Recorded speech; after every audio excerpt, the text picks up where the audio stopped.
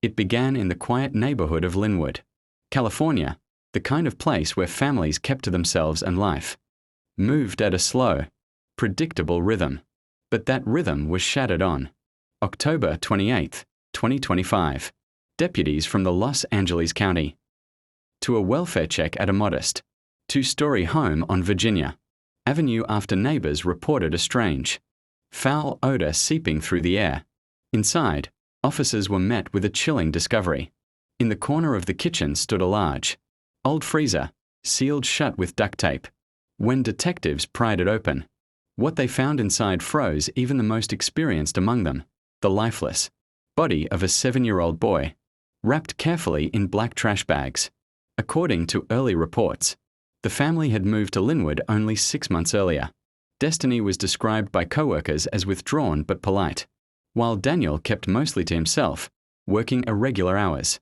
Neighbors occasionally heard shouting late at night, muffled arguments that always ended as quickly as they began. No one called the police.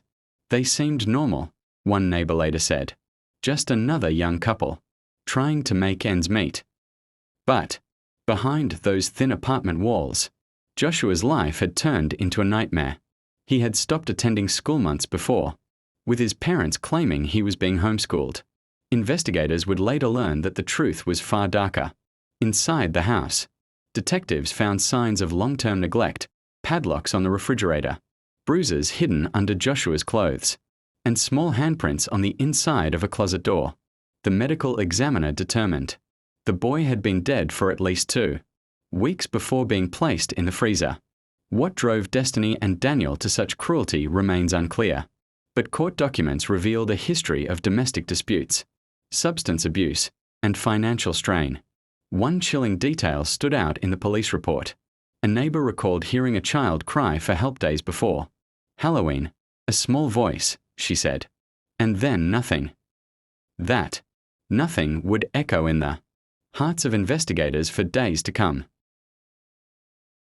When the arrests were made, Destiny reportedly showed no emotion. At the county jail, she told officers that Joshua wasn't supposed to die. Daniel, meanwhile, sat in silence, eyes fixed on the floor. Anna, the grandmother, admitted she knew something was wrong but claimed she was afraid to speak up. Prosecutors have since charged all 3 with first-degree murder, child abuse resulting in death, and conspiracy to conceal a corpse. The district attorney called it one of the most disturbing cases in recent memory. Outside the courthouse, a small memorial grew, candles, stuffed animals, and a single sign that read, "Justice for Joshua."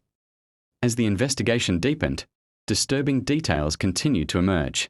Detectives discovered text messages between Destiny and Daniel describing punishments for Joshua: withholding food, forcing him to sleep in the garage, even threats to lock him away until he listens. The messages painted a picture of 2 parents consumed by anger and control rather than love. Destiny's social media, however, told a different story: smiling photos, inspirational quotes, and posts about gratitude and family. To the outside world, they were just another young couple. To Joshua, they were something far more terrifying. The community's reaction was one of shock and heartbreak. Linwood residents gathered for a vigil the night after the arrests, lighting candles beneath the dark autumn sky. Many admitted feeling guilty for not noticing the warning signs: the empty yard, the closed curtains, the silence that had replaced a child's laughter. "We failed him," one local teacher said tearfully. "All of us did." Psychologists commenting on the case noted how isolation, poverty, and generational trauma can twist a family into something unrecognizable. But even so, the brutality of Joshua's death defied comprehension. In court, Destiny's defense attorney argued that she was a victim, too, that Daniel controlled and every aspect had silenced her. Prosecutors countered that her inaction made her equally guilty. She could have saved him, the district attorney said. Instead, she chose silence. The grandmother's role remains murky. Some believe she tried to intervene, while others see her as complicit in covering up the crime. The trial is set to begin in early 2026, and the entire Nation is watching. Another tragic. Headline in Americas. Long list of unthinkable family crimes. Behind the legal drama lies something more haunting. The emptiness of a small child's room, untouched since that night. Toys lie scattered, a nightlight still plugged in. The faint scent of baby powder lingering in the air. For investigators, that room became a symbol of everything lost: innocence, safety, and trust. You walk in there, one detective said, and it hits you.